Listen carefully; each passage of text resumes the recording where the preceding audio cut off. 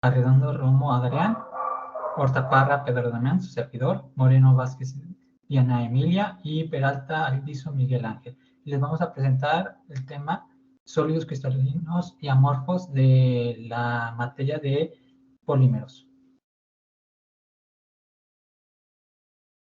Como contexto, con pocas excepciones, las partículas que componen un material sólido, ya sea iónico, molecular, covalente o metálico, se mantienen en su lugar mediante fuerzas de atracción entre ellas. Por lo tanto, cuando hablamos de sólidos, consideramos las posiciones de los átomos, moléculas o iones que están esencialmente fijas en el espacio, en lugar de estar en movimiento, como los líquidos y gases. Los constituyentes de un sólido se pueden organizar de dos maneras generales.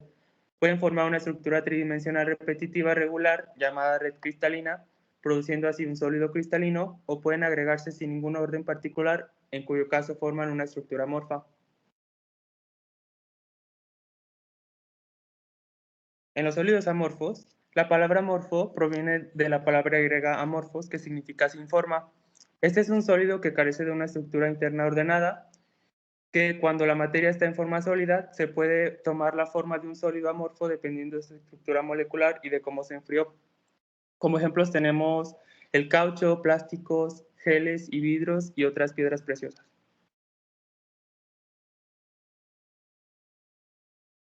Bueno, para entender a los sólidos amorfos es necesario entender su estructura y a su vez para ello hay que entender cómo es que se puede formar un sólido amorfo. Existen tres vías principales, ¿no? La primera es que casi cualquier material puede ser amorfo, ello si el enfriamiento de la fase líquida a la sólida es muy rápido. La segunda es por la propia naturaleza de las moléculas que se tienen, que van a dar cierta disposición de estas, como lo veremos más adelante. Y la tercera es por la pureza que tiene el material. Es decir, entre más puro o sea para cierto componente que sea amorfo, pues va a adquirir más las propiedades de ese tipo de material. Y es que, bueno, dentro de los sólidos amorfos, no hay una disposición muy bien definida en su estructura, ¿no? Es decir, no hay orden a largo alcance. Su estructura se conforma de forma aleatoria. Por tanto, ello va a alterar sus propiedades, como lo veremos a continuación. Por ejemplo, aunque la composición química y las unidades estructurales básicas de un cristal de cuarzo y de un vidrio de cuarzo son las mismas, ambos son óxido de silicio y consisten en tetraedros de óxido de silicio unidos. La disposición de los átomos en el espacio no lo es. El cuarzo cristalino contiene una disposición muy ordenada de átomos de silicio y oxígeno, pero en el vidrio de cuarzo los átomos están dispuestos casi al azar. Cuando el óxido de silicio fundido se enfría rápidamente, se forma vidrio de cuarzo, mientras que los grandes y perfectos cristales de cuarzo han sido enfriados por miles de años.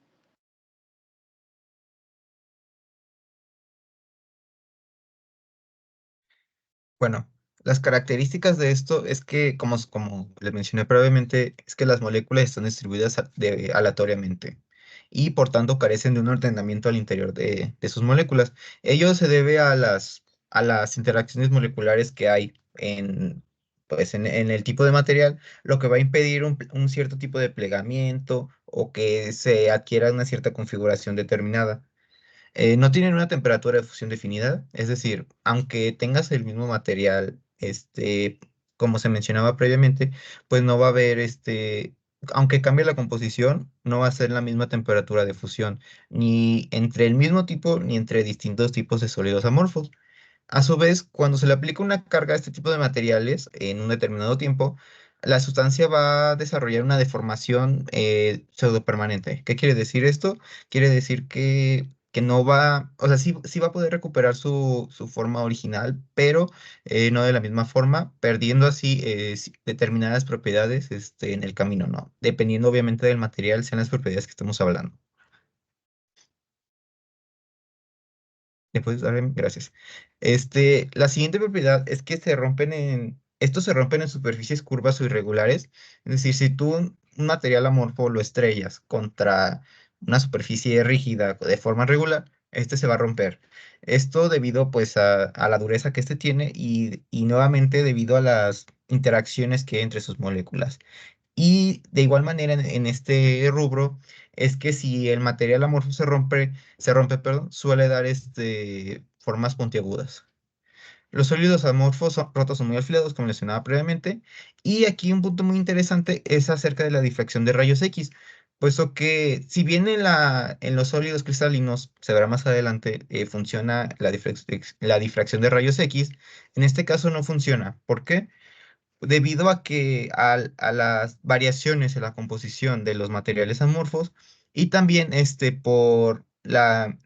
al no haber un arreglo determinado en su estructura, no es posible generalizar como un cierto parámetro para determinar el tipo de material del que se está hablando. El siguiente, por favor. Y por último, es que los sólidos amorfos presentan una similitud importante con con los líquidos. Esto debido a que ambos tipos vaya, tanto el sólido como el líquido, ambos no tienen ninguna estructura atómica regular, ¿no? Ni tampoco tienen un volumen definido, ni una forma. Bueno, el volumen en el caso de los amorfos sí, pero con respecto al volumen, ninguno de los dos lo tiene.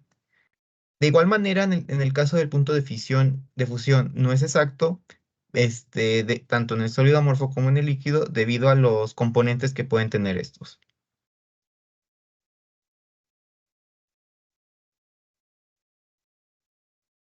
Por otro lado, también tenemos la parte de los sólidos cristalinos y algunas de las características es que estos sí tienen una estructura atómica interna bien definida a comparación de los amorfos que no la tienen.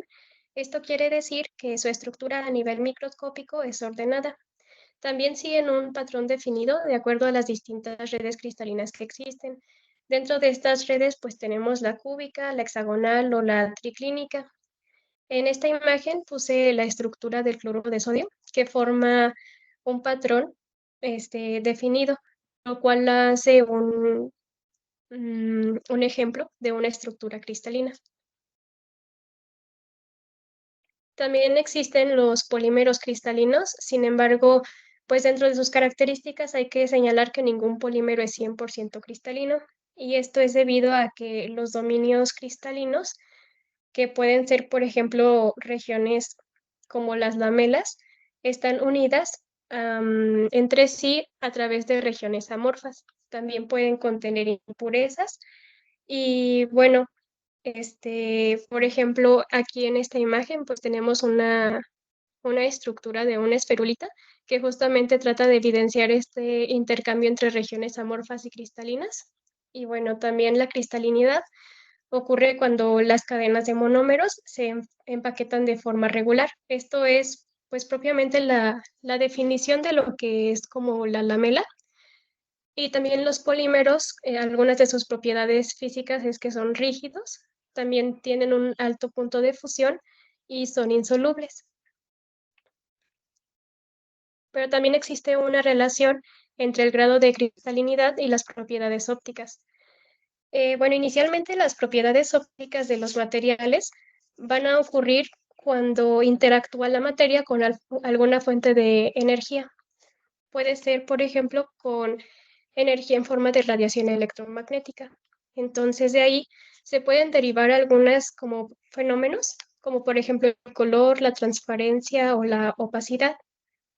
En este caso, en las regiones cristalinas, el índice de refracción es mayor que en las regiones amorfas.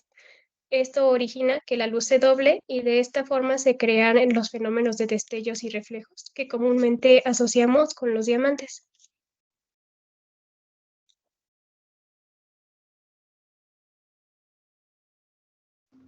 Bueno, como ya compartió mi compañera Emilia, tenemos varios tipos de estructura en los polímeros cristalinos, pero podemos destacar los cristalinos lineares, los cuales su estructura tiene cadenas continuas sin ramificaciones, lo que ofrece una resistencia y durabilidad para productos que requieran una estructura fuerte y ligera, por ejemplo, fibras textiles, envases, tuberías o polietileno de alta densidad. Esto es debido porque tienen enlaces covalentes, en especial los de Van der Waals, que los hacen que tengan todas estas características.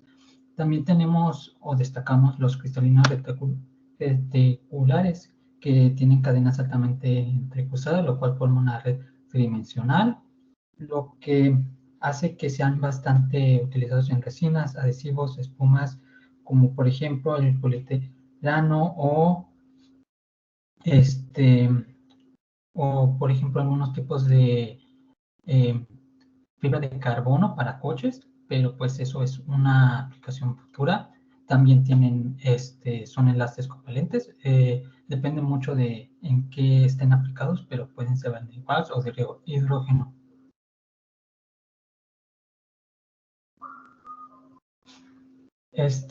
Bueno, ya lo siguiente sería, ¿para qué serían utilizados? Por ejemplo, tenemos los plastificantes, perdón, que serían que reducen la rigidez y aumentan la flexibilidad.